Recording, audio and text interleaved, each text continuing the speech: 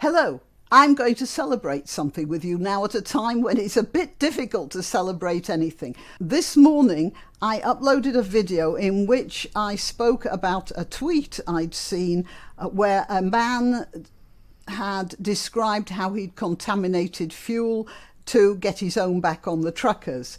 And I was appalled, and I said I'd been trying to forget it, which is why I hadn't read it out before. And I thought, I don't want to remember this. Where's senile dementia when you really need it?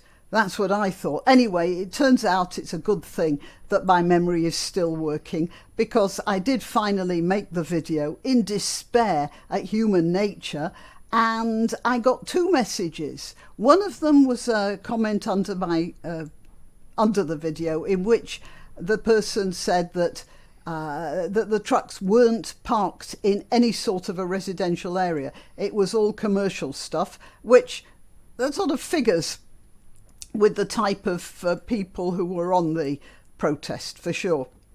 And the second one was this email, which I hope the writer will forgive me for reading out. I did actually ask his permission, but not giving his name, I can't see that he would have an objection, and he hasn't got back to me. So I'm doing this anyway because I want to get the information out as soon as possible.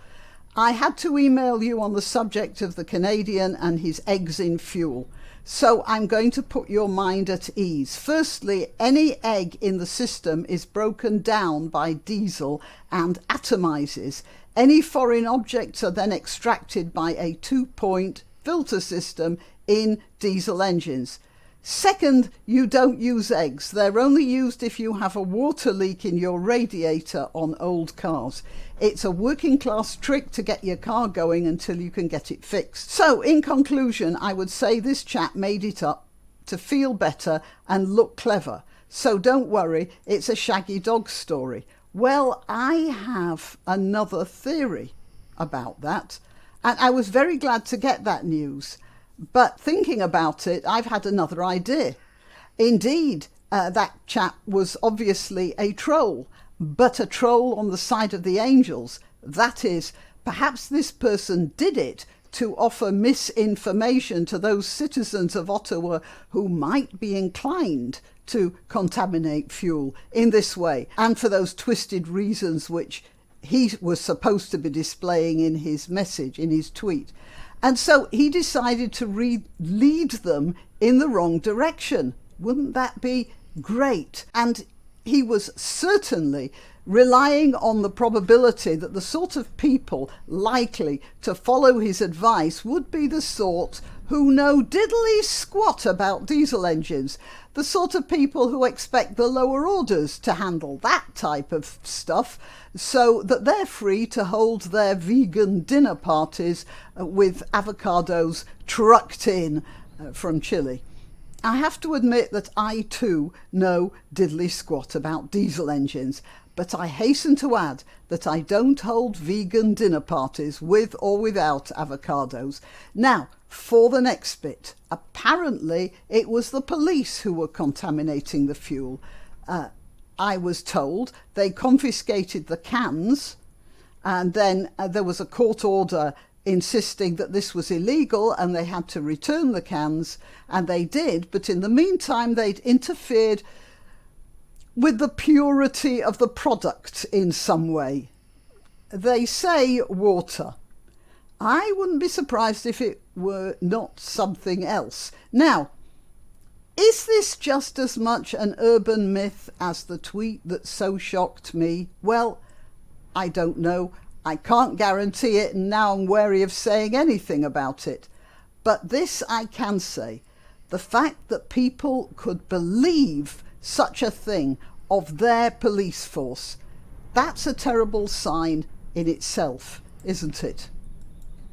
That will take, well, it won't take years to recover, because it doesn't look like the police are even thinking about recovering it. The chief of police of, I suppose, Ottawa was saying that he intended to track down anyone who'd contributed in any way to the protest, and indeed some single mother on minimal income has already discovered that she has no access to her bank account because she gave money to the protest. So it looks like the police are not in the least interested in changing the citizens' view of themselves. And apparently within the past few hours, Trudeau made a speech about democracy and the freedom of the people in the Ukraine, of course, at a safe distance. Well, right, since my memory appears to be working quite well up to now, I shall rely on it to quote from Hamlet, except I shall change,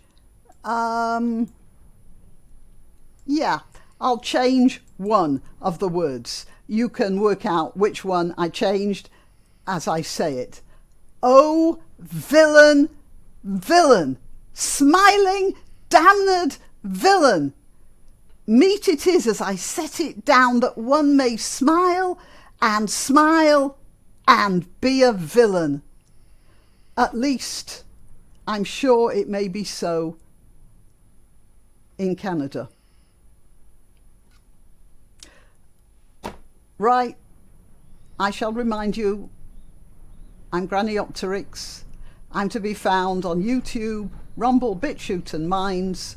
Please like, subscribe and share. Support my channel if you can, and I'll see you next time. Why not treat yourself or a favoured relative or friend to these magnificent examples of merch? The mugs and t-shirts come in the Graniopteryx design or Grambo with a firearm or the more deadly knitting needles. Go to www.graniopteryx.com and whatever platform you're watching this on, please click like, subscribe and share.